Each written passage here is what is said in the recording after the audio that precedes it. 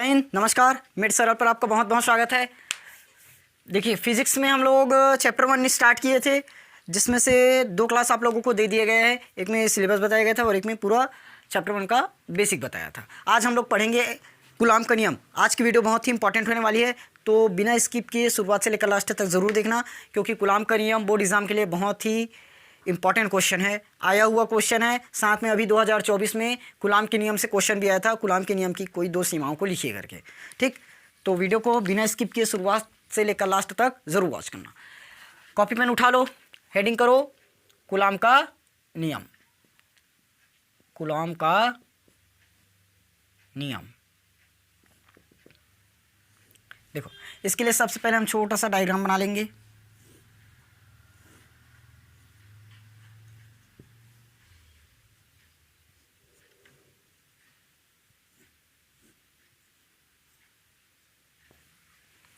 ठीक, ये छोटा सा डायग्राम आप लोग बना लेना, बहुत ही छोटा सा प्यारा सा, एकदम सरल, जल्दी बन जाएगा। देखो, कूलाम का नियम कहता क्या है। सबसे पहले कूलाम के नियम समझ लो।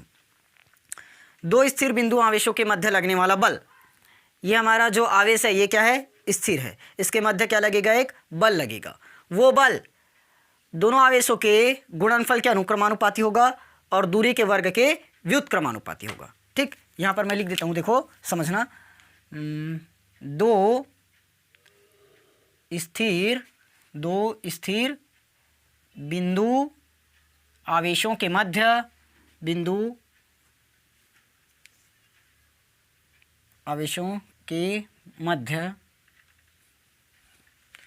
लगने वाला बल क्या क्या होगा,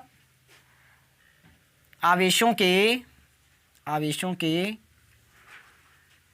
गुणनफल के परिणाम के गुणनफल के अनुक्रमानुपाती तथा दोनों आवेशों के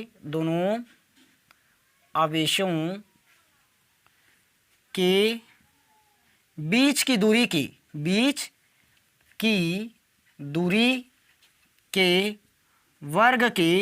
वर्ग के क्या होगा, व्युत्क्रमानुपाती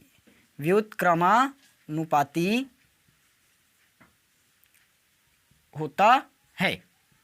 ठीक, 2 स्थिर बिंदु आवेशों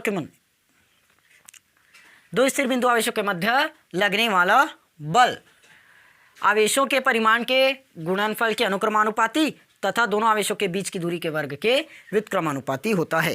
क्लियर हुआ? अब देखो, थ्योरी हमें रट नहीं है, थ्योरी सिर्फ समझना है ना। अगर थ्योरी समझ कर याद करोगे तो बेटर रहेगा, अगर करोगे तो रटने वाला थोड़ा सा भूल जाएगा। तो समझना, 2 स्थिर बिंदु आवेशों के मध्य लगने वाला बल, ये 2 स्थिर बिंदु आवेश है Q1 और Q2। इसके मध्य क्या लगेगा, बल लगेगा, यानी कि F। इसके मध्य क्या लगेगा, बल F प्रोपोर्शनल आवेशों के परिणाम के गुणनफल के अनुक्रमानुपाती। दोनों आवेशों के गुणनफल के क्या होगा, अनुक्रमानुपाती, यानी कि एक आवेश Q1 और एक आवेश Q2, दोनों के गुणनफल के अनुक्रमानुपाती। ये पहला हुआ। तथा दोनों आवेशों के बीच की दूरी के वर्ग के व्युत्क्रमानुपाती। जो इस पर लगने वाला बल है, दोनों आवेशों के मध्य के दूरी के वर्ग के व्युत्क्रमानुपाती होगा। हम यहीं पर लिखना, Q1 तथा Q2 2 स्थिर बिंदु आवेश है। वैद्युत लिख लेना, 2 वैद्युत स्थिर बिंदु आवेश है। यहाँ पर भी 2 स्थिर वैद्युत बिंदु आवेश हैं तथा दोनों के बीच की दूरी कितना है, R। दोनों के बीच की दूरी R है। हुआ, कूलाम का नियम क्या कहता है, सबको समझ में आ गया। 2 स्थिर वैद्युत बिंदु आवेशों के मध्य लगने वाला बल, 2 आवेशों के मध्य लगने वाला बल, एक दोनों आवेशों के गुणनफल के अनुक्रमानुपाती होगा, दूसरा दोनों आवेशों के बीच की दूरी के वर्ग के व्युत्क्रमानुपाती होगा। यहां तक सबको समझ में आ गया? क्लियर है? चलिए आगे बढ़ें। देखो, अब इसी को हम यहां पर लिखेंगे। देखो, प्रोपोर्शनल है दोनों के गुणनफल के अनुक्रमानुपाती Q1 × Q2। दूसरा दूरी के वर्ग के व्युत्क्रमानुपाती। यहाँ तक ये हम मान दी इक्वेशन, ये इक्वेशन सेकेंड। करेंगे समीकरण 1 और 2 को मिला दो, 1 व को मिलाने पर क्या निकलेगा, एफ। यहाँ पर लिखता हूं,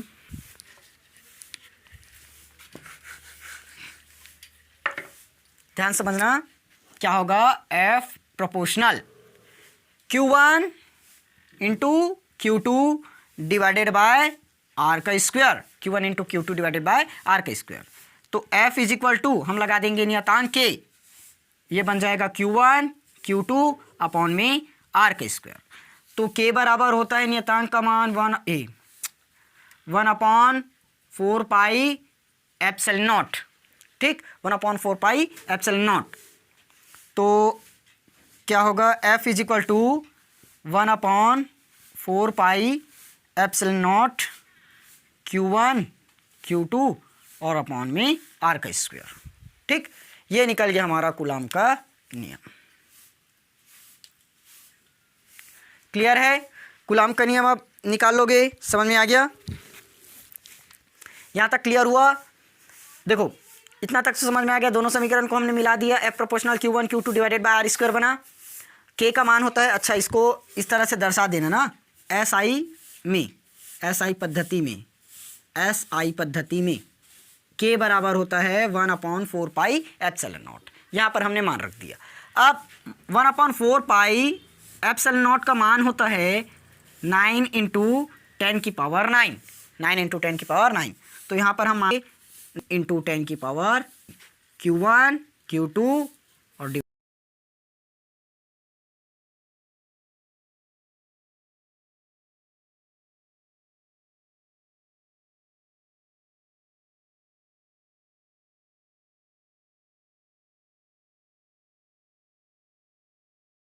काम का नियम पूरी तरह से समझ में आ गया। एक बार देखो, दो स्थिर वैद्युत बिंदु आवेश के मध्य लगने वाला बल आवेश के गुणनफल के अनुक्रमानुपाती होगा, आवेश के गुणनफल के अनुक्रमानुपाती, और बीच की दूरी के वर्ग के व्युत्क्रमानुपाती। समझ में आया, वर्ग के क्या है, व्युत्क्रमानुपाती। हमने दोनों समीकरणों को मिला दिया, तो यहाँ पर एक नियतांक ले लिए K, यहाँ पर लिख लेना K बराबर अनुपातिक नियतांक। ऐसे पद्धति में K बराबर होता है 1/4 पाई एप्सिलॉन नॉट, यहाँ पर हमने मान रख दिया, और 1/4 पाई एप्सिलॉन नॉट का मान होता है 9 इंटू 10 की पावर 9, तो ये हमने यहाँ पर रख दिया। लास्ट में आप लोग लिख देंगे यही कूलाम का नियम है, यही कूलाम का नियम है, लिख लोगे इसको। चलिए यहाँ तक क्लियर, अब इसके बाद समझते हैं।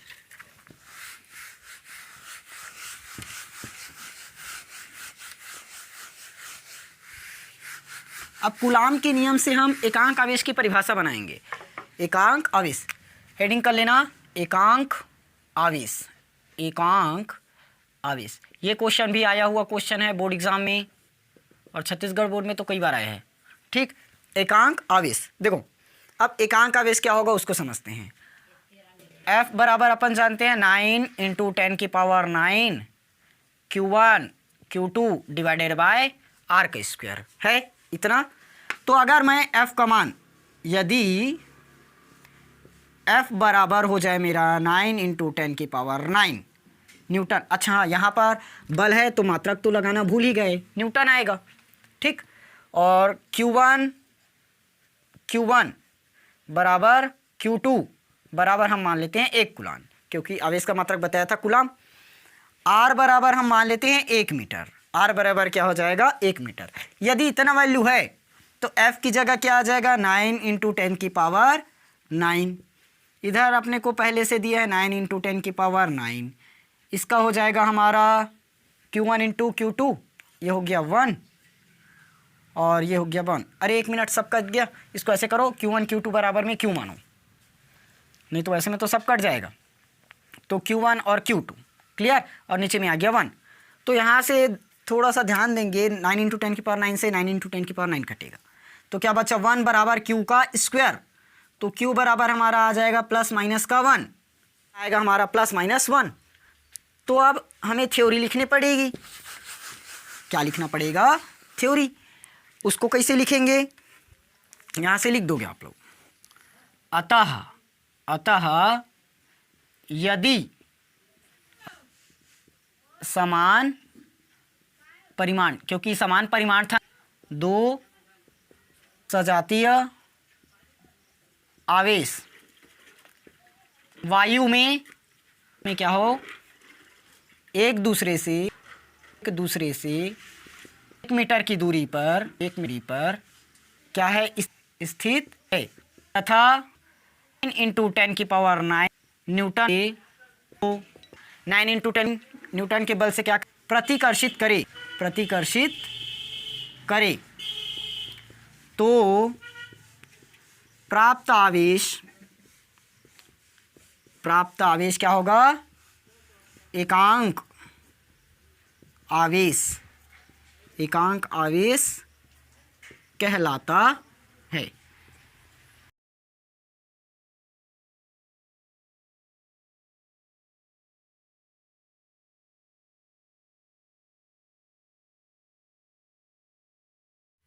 समान परिमाण के दो सजातीय आवेश, समान परिमाण देख लो Q1 और Q2 बराबर में क्या माने, Q परिमाण क्या है, समान परिमाण के दो सजातीय आवेश वायु या निर्वात में, यानी कि एक मान एक रहेगा, एक दूसरे से 1 मीटर की दूरी पर स्थित है। एक दूसरे से कितने मीटर की दूरी पर स्थित है, 1 मीटर की दूरी पर है, तथा 9 × 10⁹ न्यूटन के बल से 9 × 10⁹ न्यूटन के बल से प्रतिकर्षित करे। अब देखो समान परिमाण के दो सजातीय आवेश है, सजातीय आवेश मतलब जिनका प्लस और विजातीय मतलब माइनस या प्लस या तो माइनस, और समान सजातीय आवेश में क्या होता है, प्रतिकर्षण होता है, और विजातीय आवेश में आकर्षण। हमने क्या ले लिया यहाँ पर, देखो स्टार्टिंग में बता दिया सजातीय आवेश है, इसलिए क्या किया, प्रतिकर्षित किया। ठीक, इसलिए यदि समान परिमाण के दो सजातीय आवेश वायु में एक दूसरे से 1 मीटर की दूरी पर स्थित है तथा 9 × 10⁹ न्यूटन के बल से क्या करे, प्रतिकर्षित करे, तो जो आवेश प्राप्त होगा वही क्या कहलाएगा, एकांक आवेश कहलाएगा। क्लियर हुआ? ये इंपॉर्टेंट क्वेश्चन है, बोर्ड एग्जाम में आया हुआ क्वेश्चन है ना, एकांक आवेश की परिभाषा बताइए करके। तो क्या लिखोगे, यदि समान परिमाण के दो सजातीय आवेश वायु में क्या करे, 1 मीटर की दूरी पर स्थित है, 1 मीटर की दूरी पर क्या है, स्थित है, तथा 9 × 10⁹ न्यूटन के बल से क्या कर रहे हैं, प्रतिकर्षित कर रहे हैं, क्योंकि दोनों सजातीय आवेश है, तो जो आवेश प्राप्त होगा वही एकांक आवेश कहलाएगा। देखो एकांक आया कि नहीं आया, आया, 1 कूलम आया, तो यही क्या है, एकांक आवेश है। क्लियर हो गया? चलिए एकांक आवेश तो खत्म। अब जरा हम कूलाम के नियम की सीमाएं जान लेते हैं, इसी में आ जाएगा कूलाम के नियम की सीमाएं। कूलाम के नियम की सीमाएं, क्या क्या सीमाएं हैं इसको समझते हैं। देखो पहला, हमने कूलाम के नियम में बताया था आवेश क्या रहना चाहिए, इस तरह से बनाए थे, Q1 Q2 और ये R, दो स्थिर बिंदु आवेशों के मध्य लगने वाला बल। तो पहला आवेश क्या होने चाहिए, आवेश स्थिर बिंदु आवेश, यानी कि आवेश क्या होनी चाहिए, स्थिर होने चाहिए। अगर गतिशील है तो नहीं होगा, ना कि गतिशील, ना कि क्या आएगा, गतिशील। आवेश स्थिर होना चाहिए, ना कि गतिशील। दूसरा में आप क्या लिख देंगे, आवेश क्या होनी चाहिए, आवेश बिंदुवत होनी चाहिए।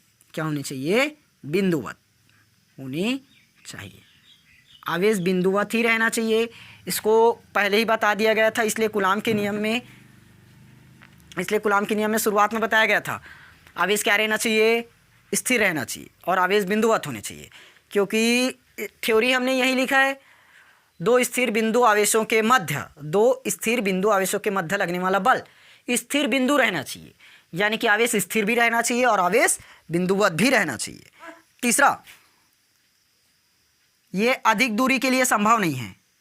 आर का मान लिखे थे ना, देखो आर अधिक दूरी के लिए चलिए तीसरा नंबर देखो, तीसरा हमने पूरा लिख दिया, थोड़ा सा टेक्निकल मिस्टेक हो गया था, वीडियो बंद हो गया था, ये पूरा नोट कर डाले थे, समझा डाले और क्लास रिकॉर्ड नहीं हुआ। तीसरा, अधिक दूरी के लिए संभव नहीं है, इसकी जो दूरी है वो ज़्यादा नहीं रहनी चाहिए, एकदम ज़्यादा नहीं रहना चाहिए, तथा 10⁻⁻15 से कम दूरी के लिए भी संभव नहीं है। दोनों ही पॉइंट याद रखना। एक पहला पॉइंट, स्थिर बिंदु आवेश रहना चाहिए, आवेश कैसे रहना चाहिए? स्थिर रहना चाहिए, गतिशील नहीं रहना चाहिए। दूसरा, आवेश कैसे रहना चाहिए? बिंदुवत रहना चाहिए। तीसरा क्या रहना चाहिए? अधिक दूरी के लिए संभव नहीं है, अधिक दूरी के लिए संभव नहीं है।